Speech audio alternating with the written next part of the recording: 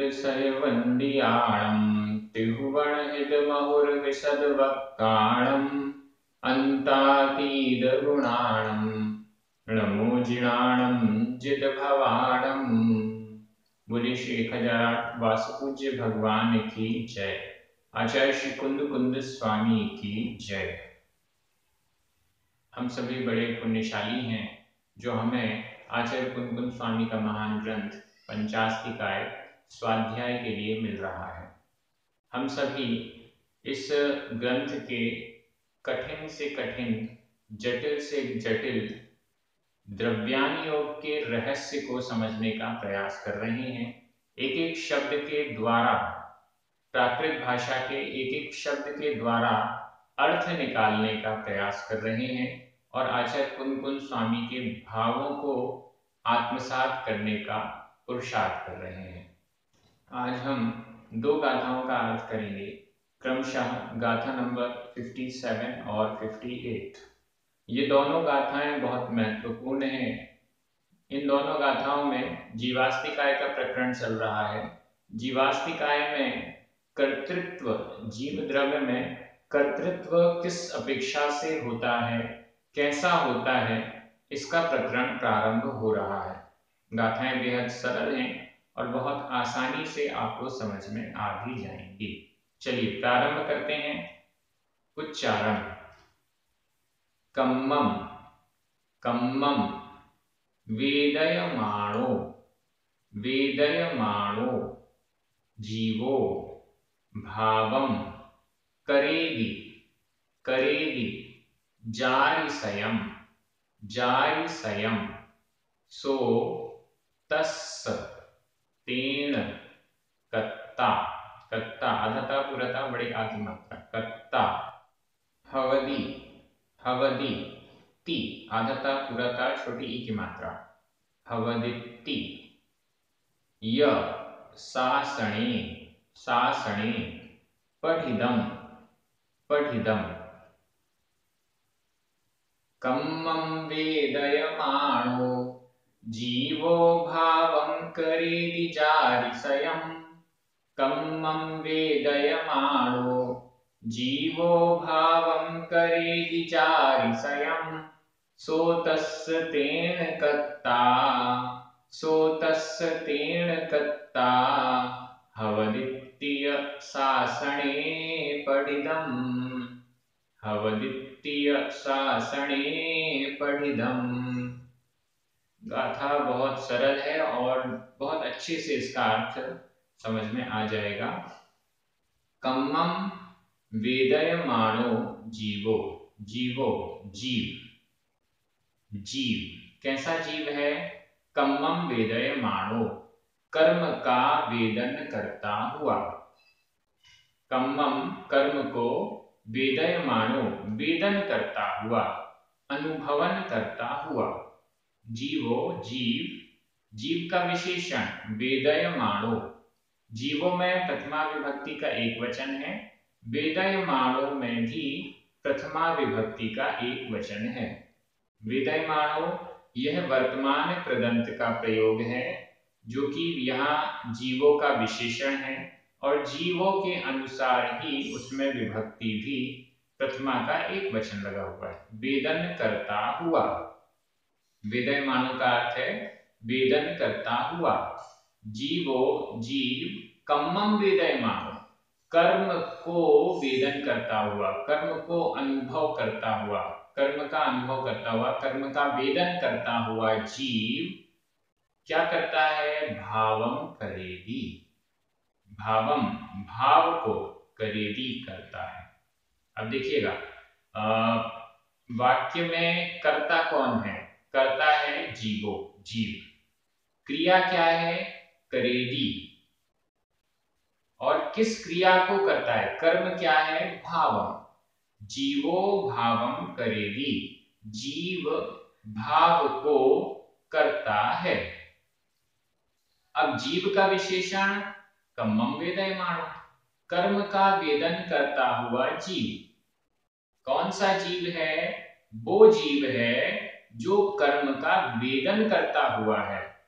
कर्म का उदय आ रहा है, कर्म अपना फल दे रहा है, उसका वेदन करता हुआ, उस कर्म के उदय का, उस कर्म के फल का अनुभवन करता हुआ जीव भावम करेगी जारिसयम, जारिसयम भावम करेगी, जारिसयम जैसा, जारिसयम यहाँ पर जारिस इसका अर्थ है जैसा, और इसमें स्वार्थिक प्रत्यय लगा हुआ है य, तो हो गया जारिस य, जारिसयम जैसा, भावम भाव।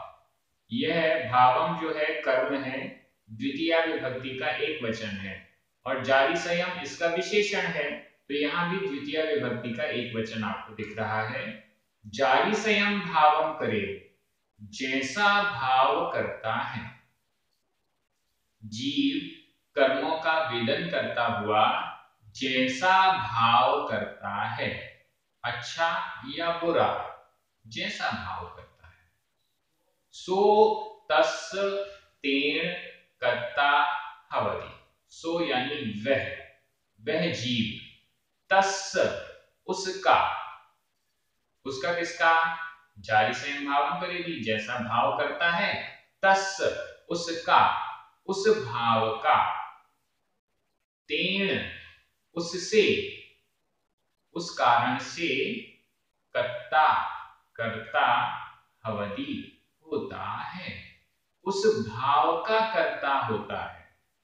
ध्यान से देखिए, कई लोग जैन दर्शन का, जैन धर्म का प्रवचन करते हुए कई लोग ये कहने लग जाते हैं जीव तो करता है ही नहीं, जीव में तो किसी का भी करता नहीं है, पर द्रव्य का करता नहीं है, और बहुत सारी बातें वो करने लग जाते हैं। लेकिन यहाँ पर आचार्य कुंद स्वामी एकदम स्पष्ट कह रहे हैं, जीव जिस भाव को करता है उस भाव का कर्ता होता है। और भाव को क्यों कर रहा है, कर्मम वेदयमानो, कर्म का वेदन करता हुआ, कर्म के फल का अनुभव करता हुआ जीव जैसा भाव करता है, सो वह, तस् उसका, तेण उस कारण से, कर्ता कर्ता भवति होता है, किसका कर्ता होता है, उन भावों का, जो भाव, जैसे भी भाव वो कर रहा है उसका कर्ता होता है। अगर कर्म का उदय आया और जीव क्रोध कर रहा है तो क्रोध का करता है, या कैसा भी भाव आया उसका वो अनुभव, कर्मों का अनुभव करता हुआ वो राग कर रहा है तो राग का करता हुआ, द्वेष कर रहा है तो द्वेष का करता हुआ, पुण्य कर रहा है पुण्य का करता हुआ, पाप कर रहा है पाप का करता हुआ, ऐसा यहाँ पर अर्थ हमें समझना चाहिए। इस प्रकार से यह और शासने, शासन में, जिन शासन में, जिनेंद्र भगवान के शासन में, पढ़िदम पढ़ा गया, पढ़िदम यह भूतकालिक कृदंत का प्रयोग है, पढ़िदम पढ़ा गया, कहां पर पढ़ा गया, शासनी, जिन शासन में, जैन ग्रंथों में ऐसा पढ़ा गया है। आचार्य कुंद स्वामी यहाँ स्पष्ट कह रहे हैं कि मैं अपनी मनमर्जी से जीव को करता नहीं कह रहा हूं, बल्कि ये तो जिन शासन में पढ़ा गया है, जैन ग्रंथों में पढ़ा गया है कि जीव जिस भाव को करता है उस भाव का कर्ता होता है, उस भाव का कर्ता कहलाता है। मैं गुस्सा कर रहा हूं तो ये गुस्सा कौन कर रहा है, मैं गुस्सा कर रहा हूं, आत्मा गुस्सा कर रही है, शरीर गुस्सा कर रहा है, कर्म गुस्सा कर रहा है, कौन गुस्सा कर रहा है, छोड़िए गुस्सा छोड़ दीजिए, गुस्सा तो बुरा लगता है, स्माइल कौन कर रहा है, मुस्कुरा कौन रहा है, खुश कौन हो रहा है, खुश कौन हो रहा है, जीव खुश हो रहा है, जीव को आनंद आ रहा है, पुद्गल को आनंद, कर्म को आनंद आ रहा है, या ये शरीर को आनंद आ रहा है। देखिए स्पष्ट बात है, शरीर से तो ये आनंद झलक रहा है, लेकिन आनंद आ किसको रहा है? आनंद का कर्ता कौन है? सुख का कर्ता कौन है? गुस्से क्रोध का कर्ता कौन है? मान माया लोभ का कर्ता कौन है? जीव। कर्मों का अनुभव करता हुआ जीव इन सब भावों का कर्ता होता है। ऐसी और भी गाथाएं आचार्य कुंतल स्वामी ने अलग अलग प्रकरणों में, अलग अलग ग्रंथों में स्पष्ट लिखी हैं कि जीव शुद्ध निश्चय नय की दृष्टि से शुद्ध भावों का करता है, अशुद्ध निश्चय नय की दृष्टि से अशुद्ध भावों का करता है, व्यवहार नय की दृष्टि से इन शुभाशुभ परिणामों का करता है। ये सब अन्य ग्रंथकारों ने भी लिखा है और आचार्य कुंतल स्वामी ने भी अलग अलग स्थानों पर अलग अलग तरीके से ये वर्णन किए हैं। एकदम स्पष्ट है कि आचार्य कुंतल स्वामी जीव को इन भावों का करने वाला कर्ता मानते हैं। कौन से नय की दृष्टि से? अब यहाँ पर एक शब्द आया वेदयमानो, वेदन करता हुआ। अब वेदन करता हुआ और कर्म का वेदन हो रहा है और जीव उसका वेदन कर रहा है, ये कहलाता है वेद्य वेदक भाव।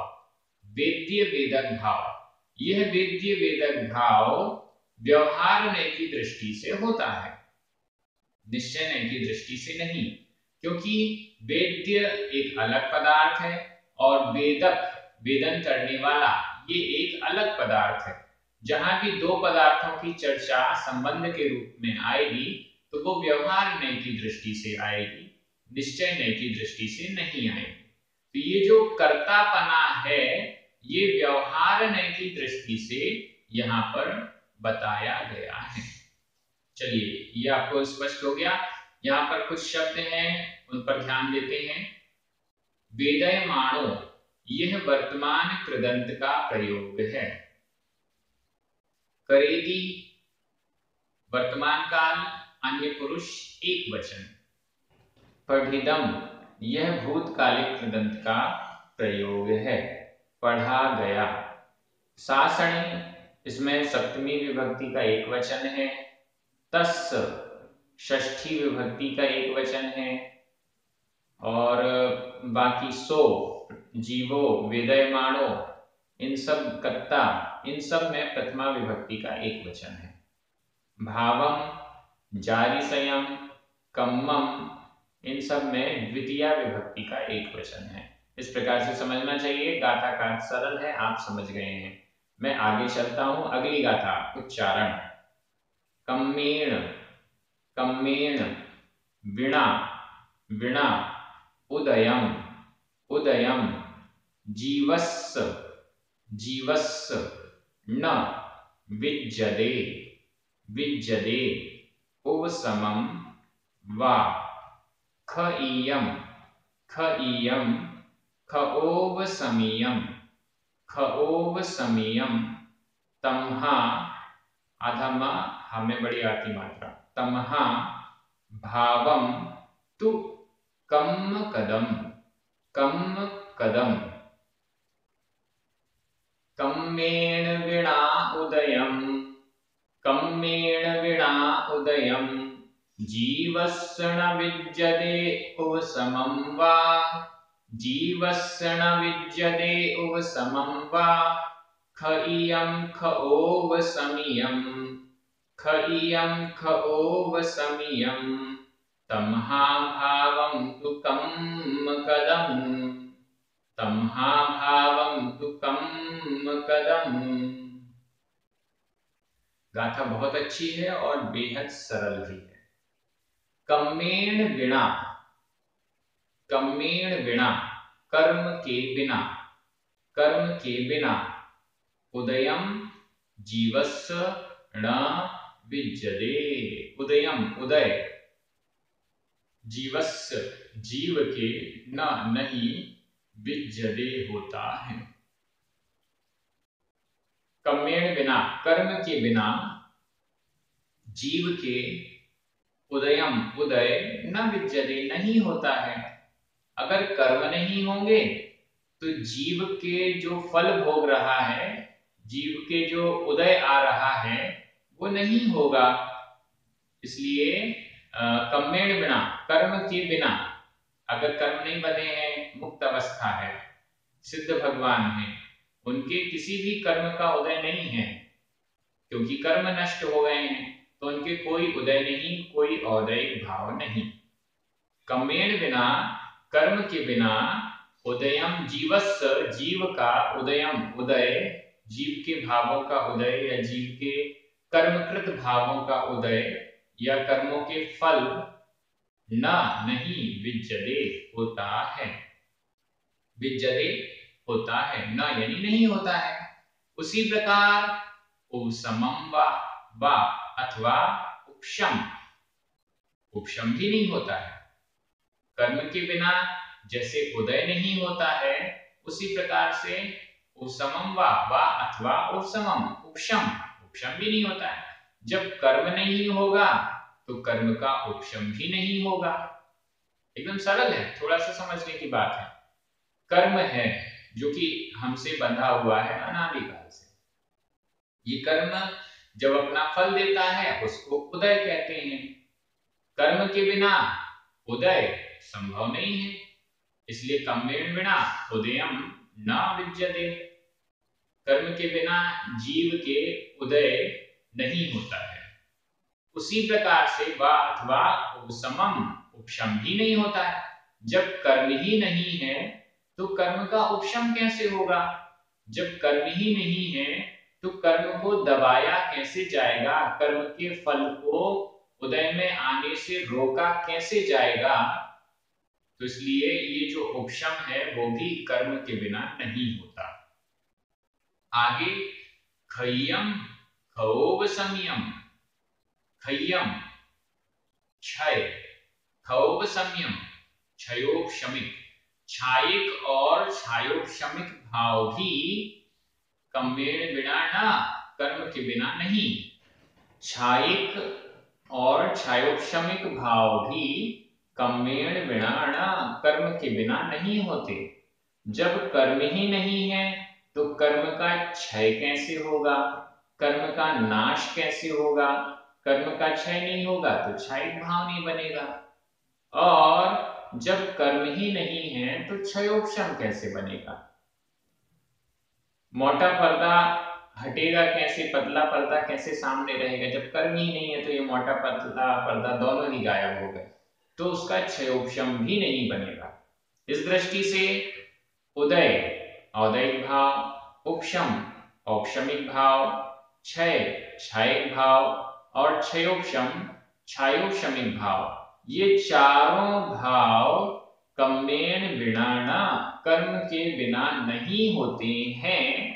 जीवस्य, जीव के, तमहा, तमहा इसलिए, तमहा इसलिए क्योंकि कर्म के बिना ये चारों भाव नहीं होते हैं। तमहा इसलिए भावम तु कम कदम, भावम ये जो चार भाव हैं, तु तो कम कदम कर्म कृत हैं, कर्म के द्वारा किए हुए हैं। कम कदम कर्म कृत हैं, कर्म के द्वारा किए हुए हैं।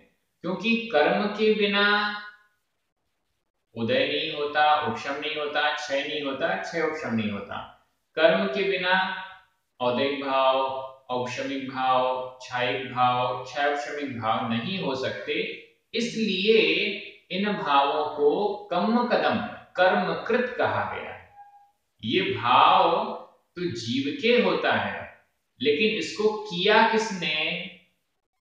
इन भावों का निमित्त कौन है? इन भावों का निमित्त है कर्म।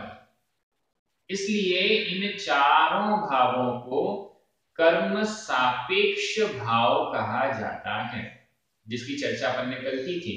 इन चारों भावों को कर्म के बिना नहीं हो सकते हैं, इसलिए इन्हें कर्म सापेक्ष कहा गया। पांचवा भाव पारिणामिक भाव। ये पारिणामिक भाव कर्म के उपशम, क्षय क्षयोपशम या उदय की अपेक्षा नहीं रखता है, इसलिए पारिणामिक भाव को कर्म निरपेक्ष भाव कहा गया था। तो यहाँ पर इस गाथा में एकदम स्पष्ट कर दिया गया है कि ये जो भाव, चार भाव हैं जो कर्म सापेक्ष हैं, उन्हें कर्मकृत, कर्म के द्वारा किए हुए, कर्म निमित्तक या कर्म सापेक्ष कहा जाता है।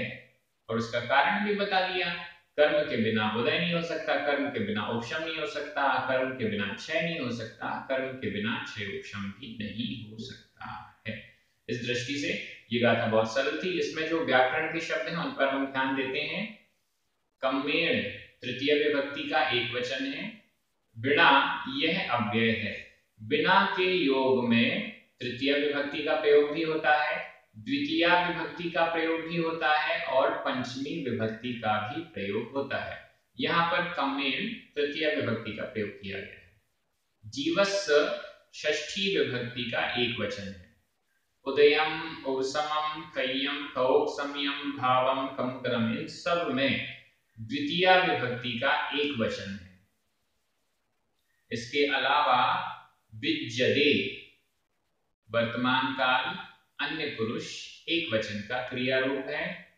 तम्हा, वा, णा, तु, ये सब बिना, ये सब अव्यय हैं। इस प्रकार से इन गाथाओं का दोनों का अच्छा अर्थ हो गया है और आप सभी को बहुत अच्छे से समझ में आ रहा है। आप सभी इस द्रव्यान योग के गहरे रहस्य को समझने का प्रयास कर रहे हैं।